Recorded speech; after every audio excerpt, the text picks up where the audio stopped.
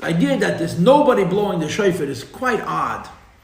And the language of the Maimed is even odder, because how did I explain Yitaka to you? Yitaka means that the Yid's neshama wakes up by itself without any Yisraelis from the outside. Remember that? Yes. Now, does the Rebbe call that Asrusa Latata or Asrusa Liela? When a Yid's neshama, a Yid is so deep in Golus that the darkness of the Golus is so painful to him that he's woken up to do tshuva, to return to Hashem. Remember, there's two kinds of Golus. There's a Golus of suffering, and there's a Golus of wealth. And in both cases, a Yid is so aroused to return to the Eibishter that he's arousing himself without no Chabad house, no tefillin, all by himself. Which means that the pain has to be so incredibly deep that a Yid is being aroused to go towards good, to run away from where he is, to go to the Eibishter without any outside influence. Is that called Eserusa Latata, or is that called Eserusa Liela?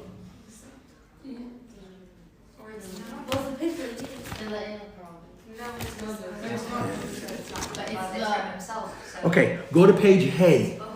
Go to page Hey. Go to page Hey. It's not. Read the last words of the first paragraph. Beli isaruza letata klau.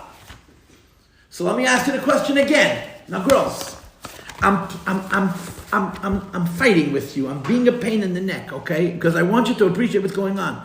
The Rebbe said explicitly, or they say in Yeshivish, befedish, that it's no arousal from below. So I'm going to ask you the question again. When a Yid is so deeply in pain that he or she does tshuva without any outside influence, is that Isrusa Latata or is that Isrusa Liela? No. According to the Maimed, it sounds like it's Isrusa Liela, does it not? Believe Isrusa Latata means pure Isrusa Liela. I'm sorry, what did you say? There's nothing Liela about it. Also, why does the Rebbe say Belias Rusad Latata? Because it's without service at all. Belias Rusad Latato. The pain is the thing that wakes him up. Okay. And the pain is coming from Hashem. The pain is coming from the Eibishter. Wow. Okay, we usually blame it on the world, no? The pain is not the Hisaydus. The pain is triggering the Hisaydus. The pain is... Because the answer to this question is that the Rebbe calls your Yechida is Rusad Liela. Oh, yeah? Yes! Oh, okay. I actually told this to you, but it's important to repeat. When you wake up your neshama all by yourself, that's the ultimate Rusad Latata. The greatest arousal from below that could be is if you do it all by yourself. But if it comes from your nefesh, or your ruach, or your neshama, or your chaya, we'll call it Esrus Latata, you're waking yourself up. But when it comes from your pintalayid, even though it's yours, right, the way I like to teach Yechidus, Hashem broke off a piece of himself, and he put it into you, and now it's you. He broke off another piece of himself and put it into her, and now it's her. Now that piece of Eibishter, which is you, is Rusad Latata, Rusad Liela. Atzma saying tough. The Eibishter Klayachal took a chelik of himself. Chelik elakam imal. But you know how it works by the Eibishter. You know how it works, right? When you break an essence into half, what do you have? Two essence. When you break an essence to 1,000,000 pieces, how many essence? What do you have? 1,000,000 essence. Each one is the whole thing. Etzem, kishad, teifes, bechelke. There's no such thing as a piece of an essence. Chelik elakam imal mamish means a piece of the Eibishter, but a piece of the Eibishter is the whole Eibishter. It's called the chelik for various Kabbalistic reasons, but a piece of etzem is etzem. And it's yours. It's yours.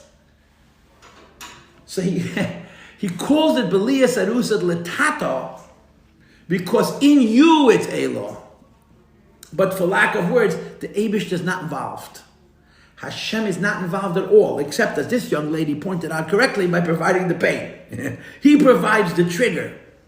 But the arousal is yours. So this Maimed plays with us. The language of this Maimed is, to use a classic high school expression, is confusing. But it's actually correct.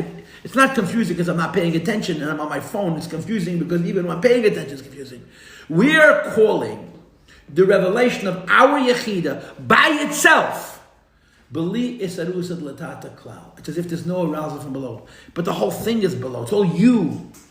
but it's the God in you. That's the chap. It's the Eibishter in you. So it's the ultimate self-arousal latata. That's why the pasuk says, Yitaka. The shofar is sounding itself. The Eibishter is not blowing the shofar. The Chabad rabbi, the Kir worker, is not sounding the shofar. You're sounding your own shofar. If a Yid does tshuva by him or herself, when he sounds his or her own shofar, that's beli isarusa de latata klal. It's beli isarusa de klal. You're talking about the Chida, that's how it is. You know the story with the Hasofer family? It's a mamish of a sugar and a ma'aseh. They ran away from God. The Hasofers were both academics, professors. They lived in Israel. They were big Tzionim. And they ran away from Israel. They hated, they were very big into Zionism when Israel was formed. They saw the politics and the schmutz. They didn't like it. They ran off. How could you run away from God? The Yena Ben Amit, they tried it, huh? They went to the farthest place in the world. They went not to Australia. They went to New Zealand. And they raised their kids without any God. No religion, nothing. Atheists. But the kids went to public school. And when it came the season, lyhadus, by the Goyim, everyone had a tree. And they were visited by, what's his name?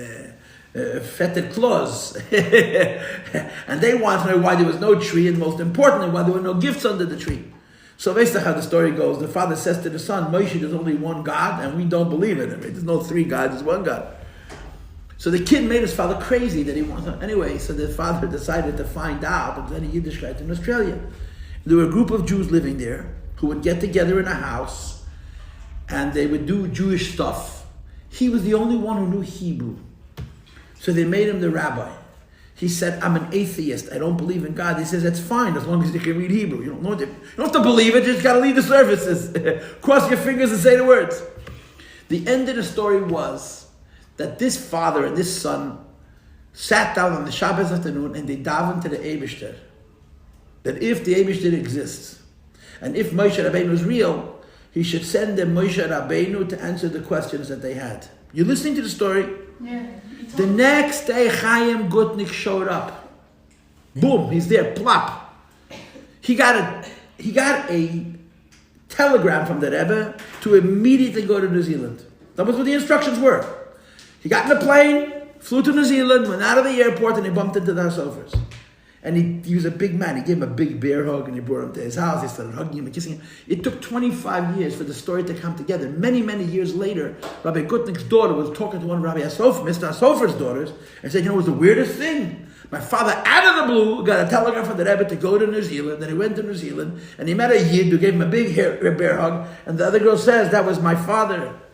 And that the day before, him and his older sister, her older brother, had sat down and said, if there is a God, and there is Moshe Rabbeinu, he should come to answer our questions.